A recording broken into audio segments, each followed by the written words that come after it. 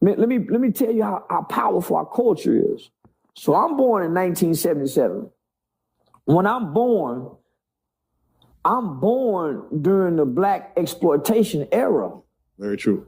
Nigga, this is when nigga pimping and hoeing Mac is like Superfly. rappers. This is pimping and hoeing. Nigga, everybody, this is our culture at the time. Yeah.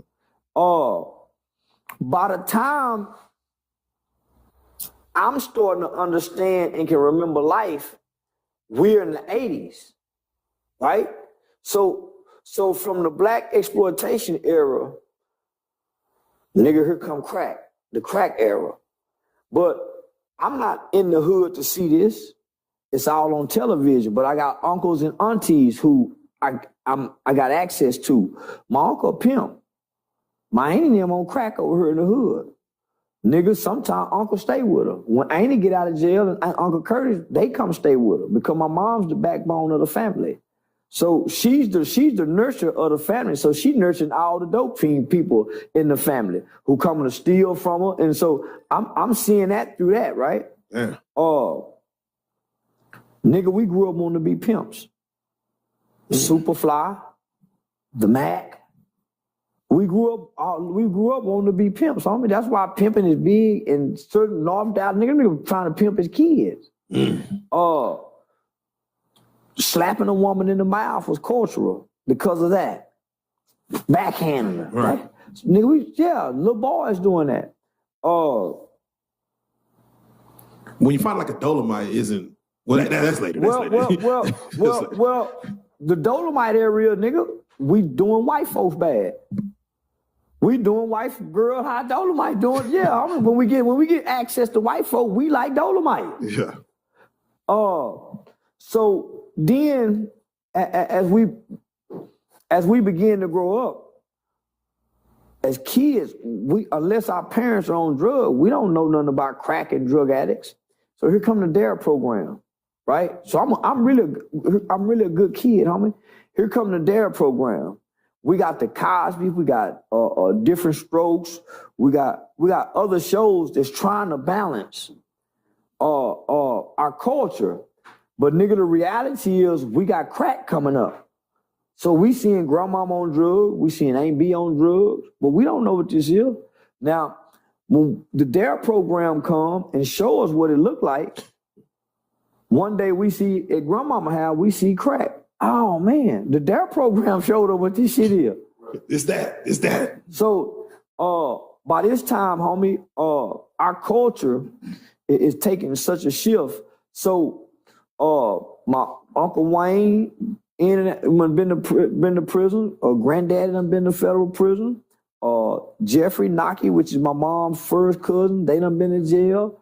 Uncle Curtis coming out of jail and mama trying to help Aunt B get off drugs. So here come Uncle Curtis, the cool gangster street uncle with the chucks, starts earning every day.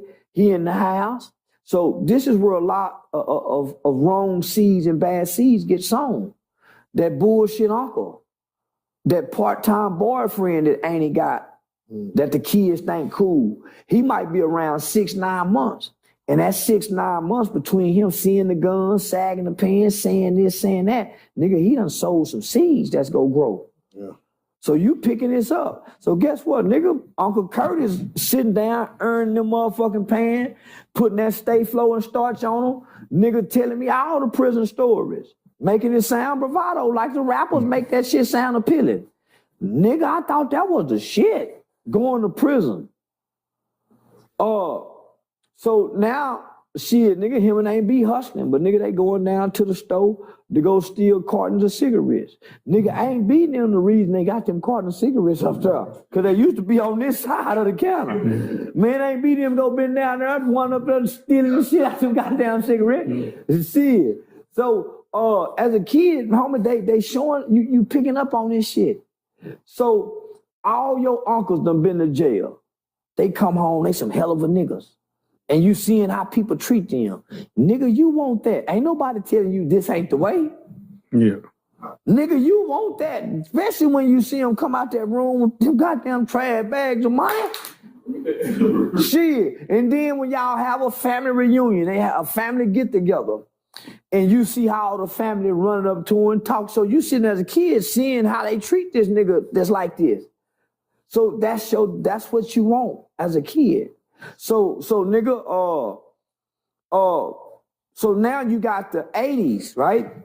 85, 86, 87. We coming out of the black exploitation era. Nigga, y'all forgot about we had Penitentiary with Too Sweet. Penitentiary 1, Penitentiary 2, Penitentiary 3. So now you got the penitentiary movies. We watching this shit as kids, nigga. Just like a kid will watch Frozen 1,000 times and can sing every song on Frozen. We watching these movies, nigga, and can repeat everything on there. So, nigga, I already know what to do when I get here. I done seen all the movies, talked to all the niggas that done been. So I gotta practice what I'm gonna do when I get there. I know that walk. It is. I'm an actor. When it's a crowd. And I learned to do that as a kid. I always wanted to be an actor. I could dance real good. My mom and them used to try to put me on like Star Search and putting on the hits. I used to perform for the family. So nigga, I can act, right? That was my stage for 6.5 years, homie. And I was acting, I was pretending. And I became one of the worst kids at that facility. I wasn't the toughest, but you wouldn't go touch me. You would secretly talk about doing something to me. So when I saw that king shoot nigga up there, homie, by the time he got there, I was already there 3 years. He was a little buddy. He was on Selma. Selma was a dorm where all the little boys went to. Nigga, I went to the worst dorm on campus, on 4. Nigga, they was on lockdown. They were hitting each other in the head with locks. Nigga, I was on, then they shipped me to 6, worst dorm it was. The staff was run off over there, homie. Say, homie, you wouldn't tell them, homie, nigga wouldn't, homie, listen. So this was my plan. So when I went to the Brownwood Sanction Unit, I think we stayed over there for maybe 2 or 3 weeks. Nigga, when I got my time, the last thing my brother, you gotta think, homie, my brother got a 99-year prison sentence for murder at 17. He had already been to Brownwood State School twice. And he'd been to Gainesville State School twice. Him and Dewberry big brother was in Gainesville together. Cornelius, they know each other. Nigga, my brother is an institution nigga. Nigga, you think he ain't taught me how to handle this shit? So I'm a tough little nigga out here already. Nigga, I'm a bad little nigga. And I was just brave. I was a brave heart. So, nigga, my brother last words to me was, that nigga was crying with tears in his eye. That nigga said, he said it from my mama, grandmama, everybody. That nigga crying, he said, Blue, when you go down there, you better not let them niggas punk you. I'm thinking to myself, nigga, I'm tougher than you. Now, my brother bad motherfucker. I'm thinking to myself, nigga, I'm tougher than you. Because he don't know, nigga, because he been gone in the state school. Nigga, he don't know I'm a tough little nigga, homie. No, nigga, when I got down there, nigga, first thing I did, nigga, it's a nigga named DeAndre Murray out of 5th Ward. Nigga, DeAndre was the hardest fighting little nigga out there. Nigga had a weed game out this mother, man. Nigga fight Altadena Block Crip out of Houston. Me and him on 4B together. All the other little niggas kind of, and all the big OG niggas, he was their favorite. Nigga, I became the big homie's favorite, homie. For my mama's birthday, nigga, I had been there, let me see, I got there November the 5th, 1991. Nigga, January, nigga, on Martin Luther King birthday, on Martin Luther King holiday, which so happened to be my mother's birthday, nigga, me and DeAndre kick off a race ride. Nigga, we just go up front, just me and him by ourselves, nigga, just go jump on Michigan. 2 months in. Yeah, 2 months in. Nigga, after that, I split a Mexican eye open with some batteries. I wasn't in the gang yet. But nigga, we were racist back then. Nigga, I was taught to be racist. I come out, I don't know nothing about gangbanging. All I know about is don't white folks and Mexicans. Get them! That's all I know. I'm jail. That's all we know, homie. It wasn't until I got in the boys' home and learned the gangbang. It was always the other races. Everything was about race, homie. Because we're the first generation of kids in America that really got to go to school with white people in the 70s and the 80s. But really us and our mamas them really didn't get to go to school with white people. We did. So, homie, we just did, that's what we was taught listening to the old niggas. So that's why a lot of white kids are not really racist. They just regurgitating the bullshit. I was regurgitating, right? So here comes, that's why it was so easy to pick up the gang culture. So that's why it was so easy to turn from the white folks and say, hey, let's get niggas now. And never look at white people, you know what I'm saying? So it was easy to do that because we really wasn't hateful and racist. We hadn't experienced it. So, homie, about a year and a half in, shit, nigga, I joined Rolling 60s, but nigga, they picked me. I ain't joined. So this happened while you were in jail? Yeah, nigga, okay. I would have joined whatever gang would have came to me. I just wanted to be a part of something. I was fascinated by the camaraderie. Everybody got the blue Dickies on, the raw blue shirts, the blue chucks with the nigga. I was fascinated by it. And then when they go to the gym, homie, I was fascinated because it was what I saw on television. It's like television. I was fascinated by that shit, homie. So, by the time King shooting them got there in 94, 95, nigga, I'm a big dog. Nigga, I can't even move my fingers. They'll lock me up. Nigga, I can give a head nod and get a nigga ass jumped on. If you came there, homie, and if I didn't like you, nigga, I get you jumped on breakfast, lunch, and dinner every day. Nigga tried to jump on me with my back turned one time, homie. The Sutrese got him. Homie, that's how powerful, I swear to God. Nigga, I'm still a legend in that facility, the staff and everybody. If you call and say, hey, y'all know King Shoe, Damon Wilkes, they'll have to ponder. But if they say, tell me for real. But I was pretending. I had saw all the penitentiary movies. I'm a kid that got to see all the movies. I got to see Uncle. So, nigga, I'm just mimicking the shit. Nigga, I don't know nothing about none of this shit. Nigga, listen.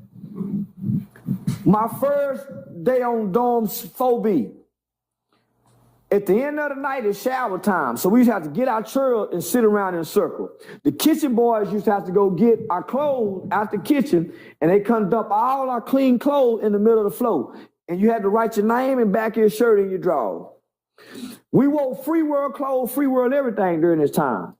Now, I'm a spoiled nigga in the free world. We wearing Jabos, Elite tennis shoes. At that time, we got the silk polka dot shirts like Kwame, and niggas was wearing bikini drawers just before boxers, fellas. Niggas had pretty bikini drawers like the Pumps and the Bumps MC Hammer video. Niggas had them on. Niggas had them.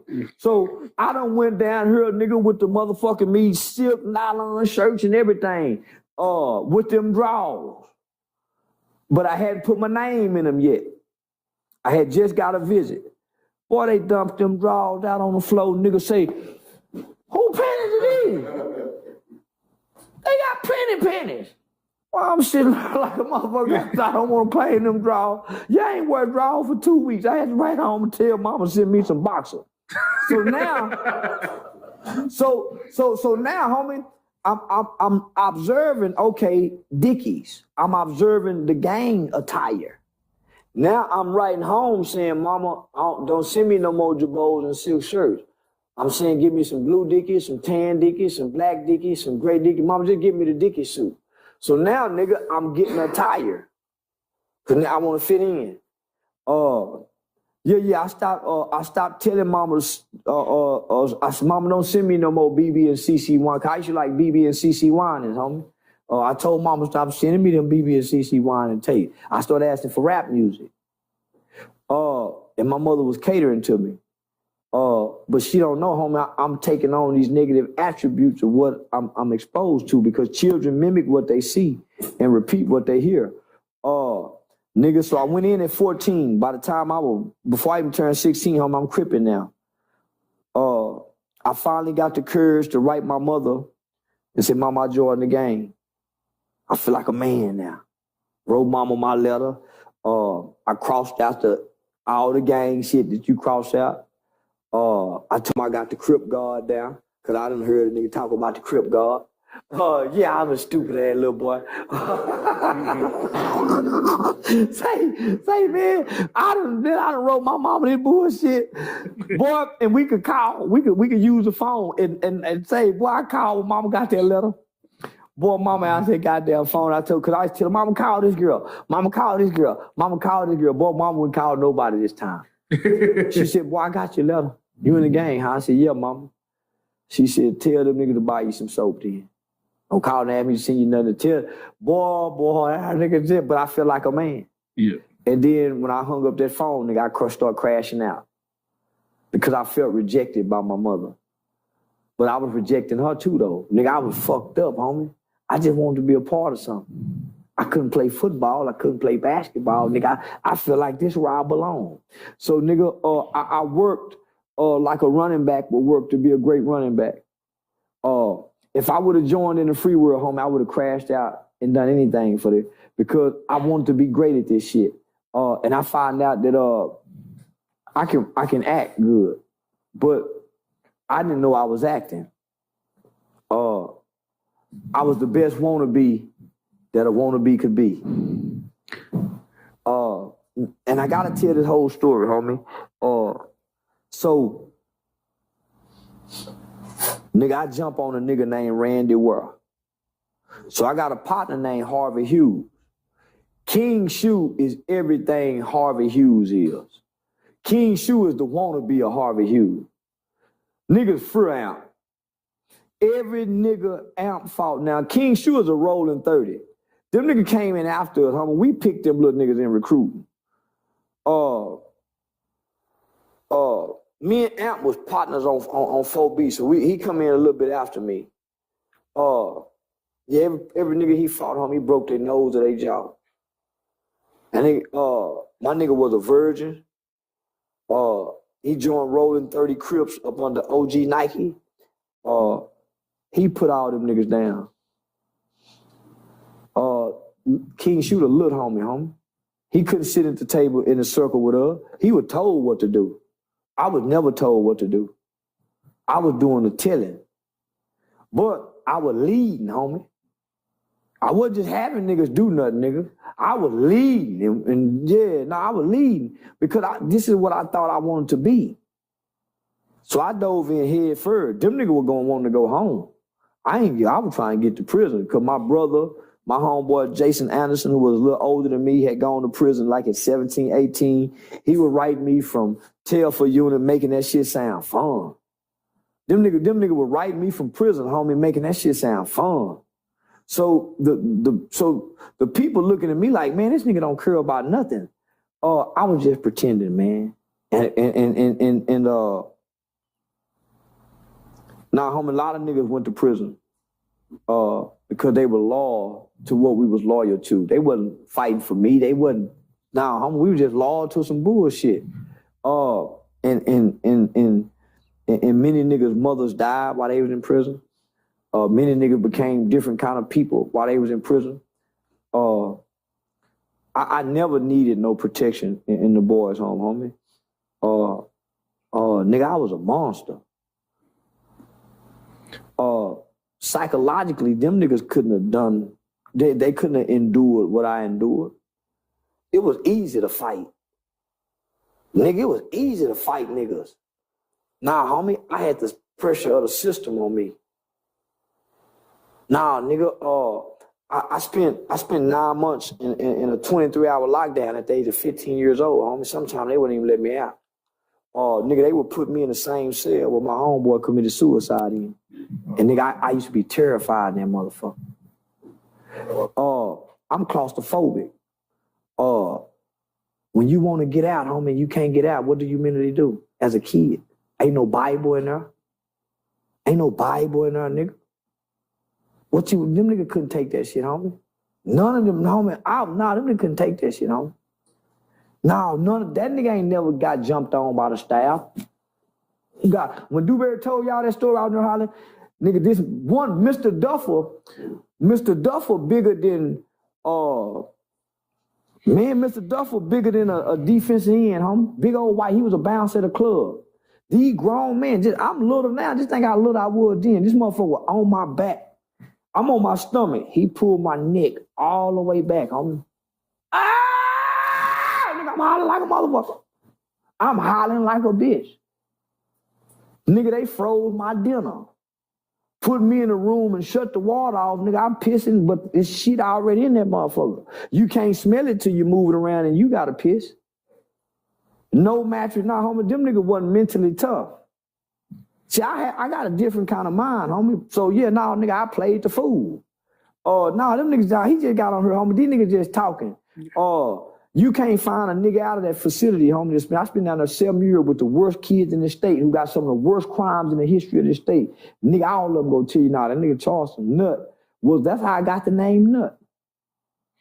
Yeah, that's how I got the name Nut. Nigga, I don't think nobody, only 2 niggas tried to jump on me and both of them got halted before they can even touch me.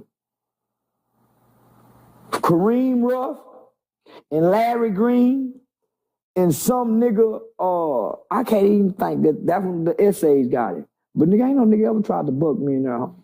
Nigga try to really call my group. I used to have to tell niggas, say, man, y'all call me. Now I take that back. Big Pines, Aaron Pines, big nigga out of Galveston, everybody thought was a blood.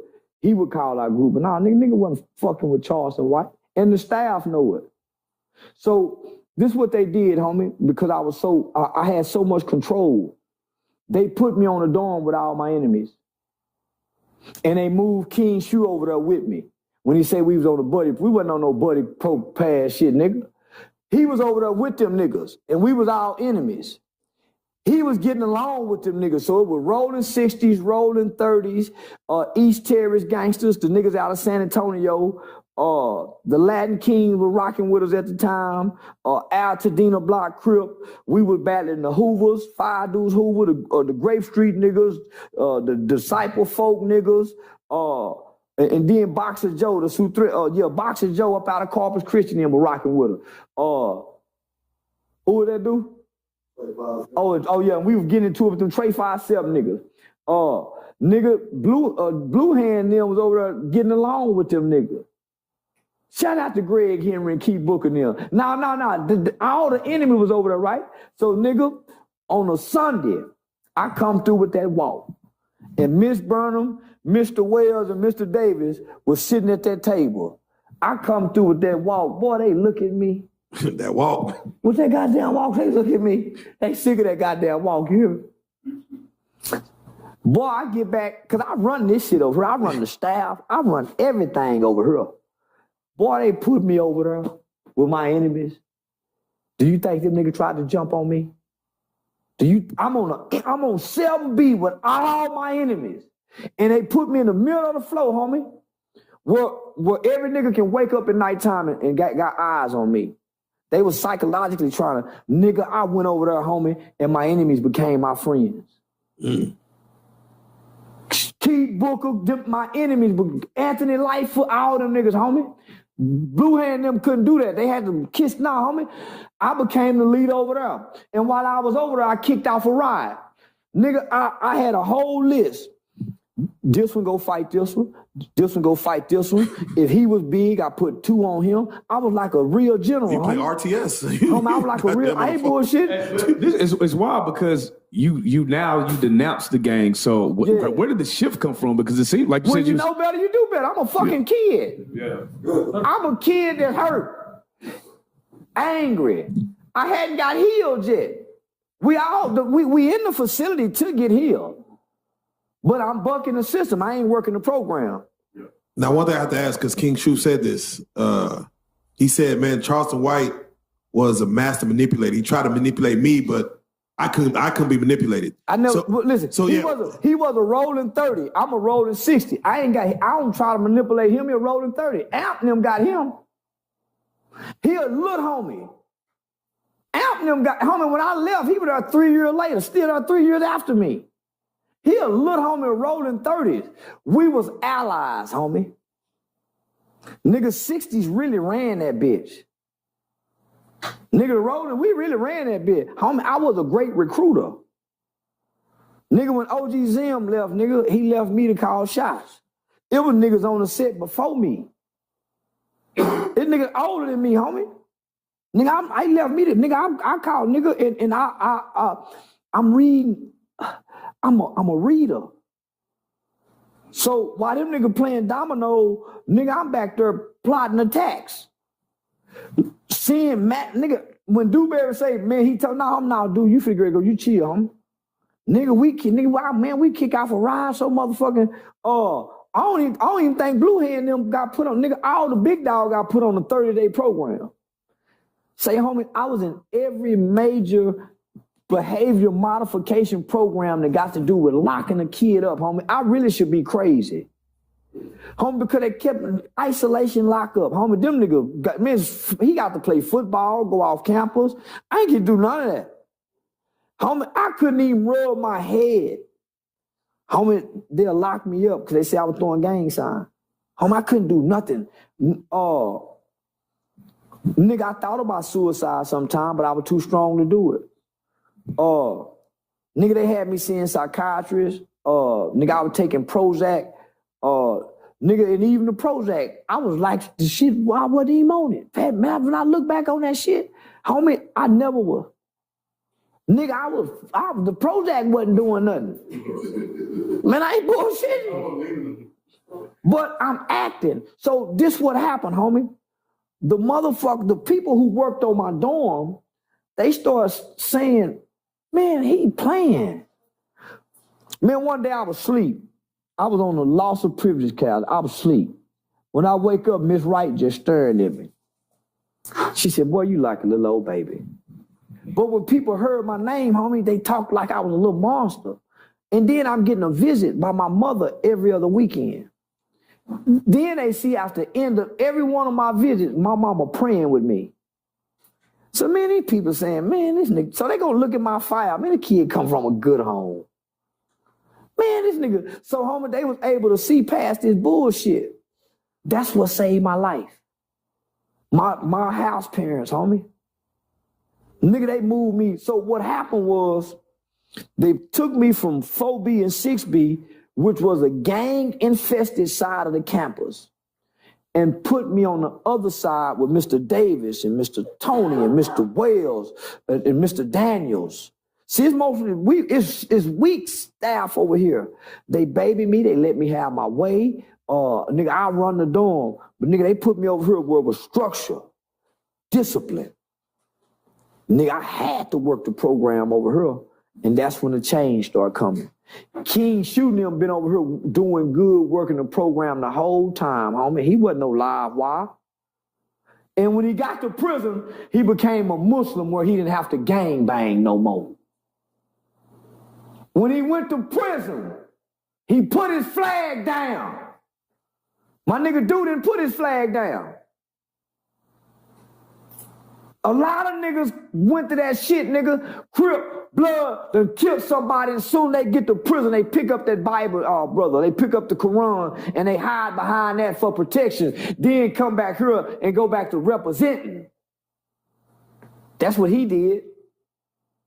Yeah, he can fight, and every time he hits you hard, that shoulder come out of place, got to be popped back in play. Everybody know that's his weakness.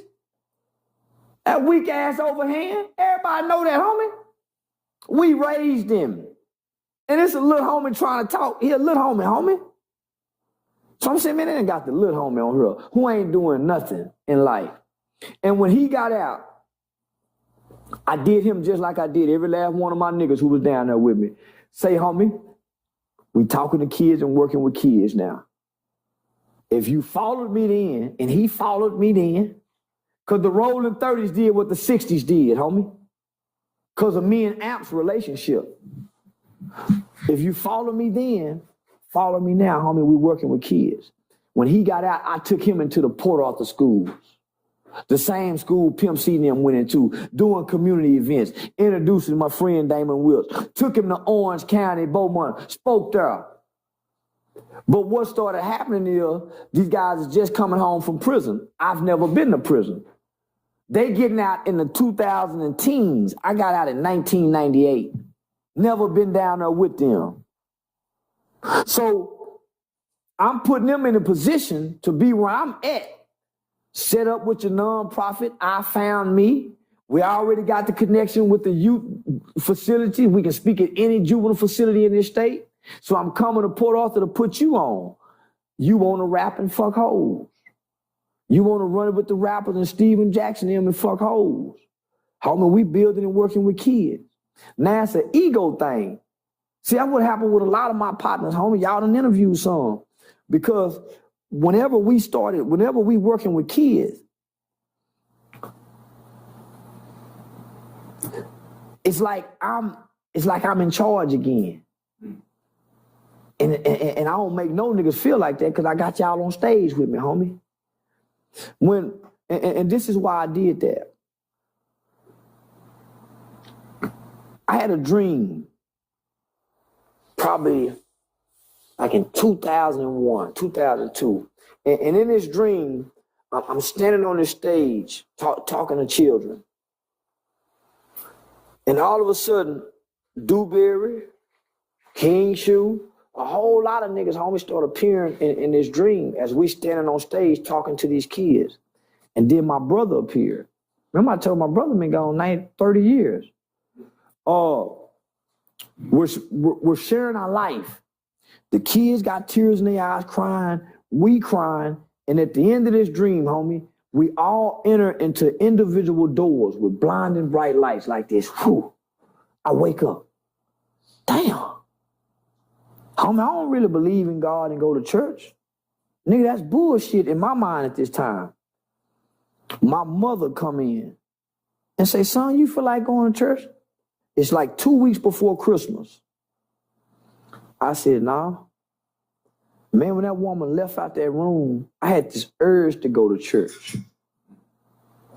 So I'm sitting in the bed trying to process this shit. You know, the good luck, bad luck shit. Because nigga live in fire. Well, I sit on that back porch and smoke me a blunt. And this urge to go to church turned into like a fear to go.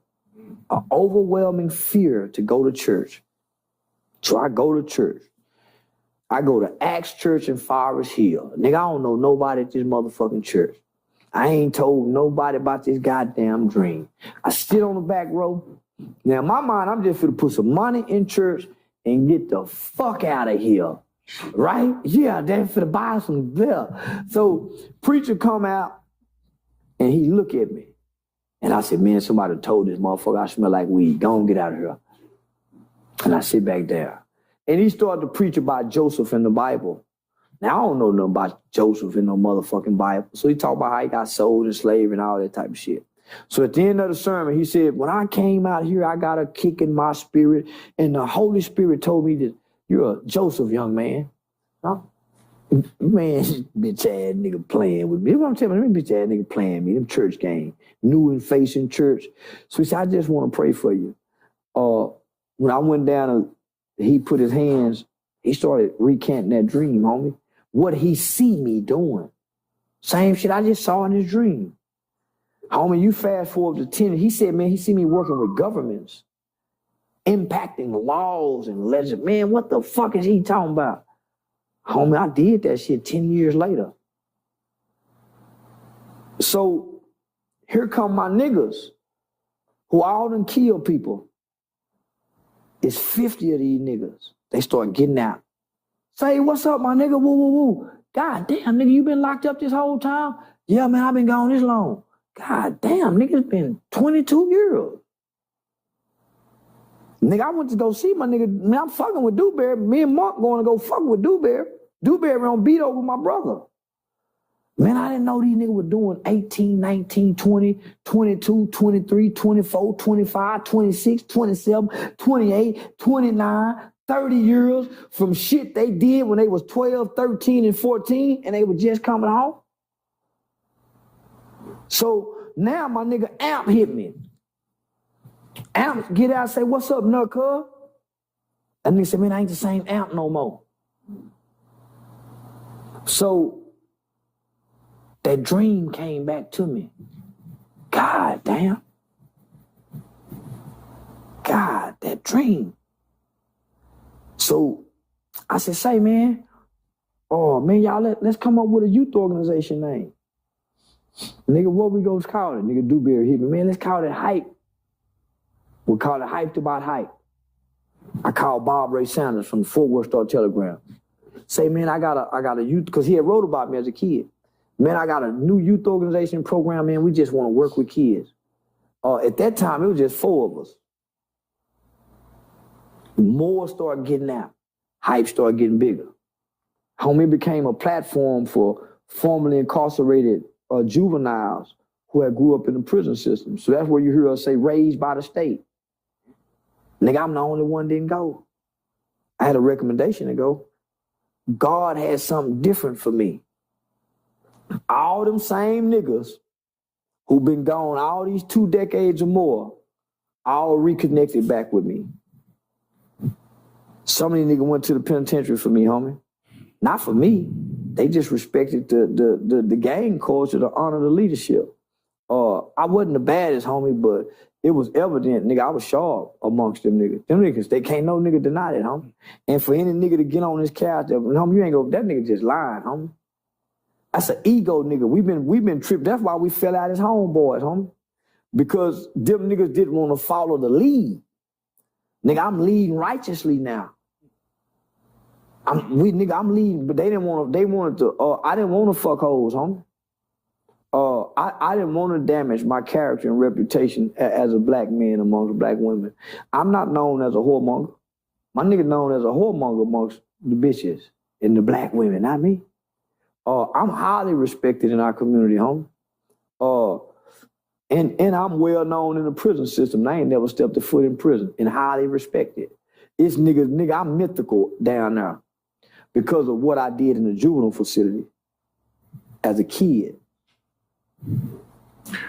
Was it hard not to, when you were released and had all the power that you had, was it hard not to try to recreate that? I wanted power? to go back. I honestly, homie, and see, this is why I teach this, homie. When I got out here, homie, and I realized being handsome and being cute, being mannerable, being respectful, don't get you a woman. You gotta understand, I got out in 1998, nigga, when the dope boy nigga ruled, the nigga with the money, and even the good girls. So it wasn't about having conversation no more. So when I got out, homie, and I realized that you had to have money to attract a pretty girl, you had to, that most guys didn't get along with black girls. So when I came home, homie, most niggas had baby mamas at 19, 20 who they didn't get along with. So that was discouraging. Nigga, I wanted to go back because I was somebody in there. Out here, I got to start all over again. Yeah, I was somebody as a kid. So this what carried me. The community respect people who done time for murder. That's what the community respect people who done time for murder. That's what carried me and made me somebody out here. Unfortunately. Yeah, but I wanted to go back because I was really, but yeah. Can you speak to the mindset of the black race in general? Because it seems like you have a grasp on how to move them either one way or the other. They're easily persuaded, but to change, to give them the tools to change them and to help get out of these conditions, you got to speak to the heart of black people. And black people's hearts are too hard to hear. So life got to teach us now. That's why our ministers, that's why we keep saying we need some black leaders. This group of black people cannot be led. So let's do it like this. Lil Scrappy had came out here and said, he spoke on the you and T.I. situation, but he said Charleston is taking a mirror, turning it around, and pointing it at us. Yeah, and making us see ourselves. Yeah. And that's exactly what I'm doing. I became what we are. I became what we are, homie. Because I understand nobody in our community has more influence than the rapper. The rapper is the most misleading. The rapper is the one who is tricking everybody. He's the most disrespectful. He'll take a woman and damn near drown the bitch pouring alcohol and liquor in her mouth. Make a whole song about making a gag and so I'm saying, nigga, who's more disrespectful than the rapping nigga? So I understand that the kids are mimicking the rappers and the rappers are trying to mimic the street niggas without telling the whole story, because they make it seem like it's rewarding, but there are no rewards to the image that the rapper portrayed. It's just consequences and repercussions. That's it. Now,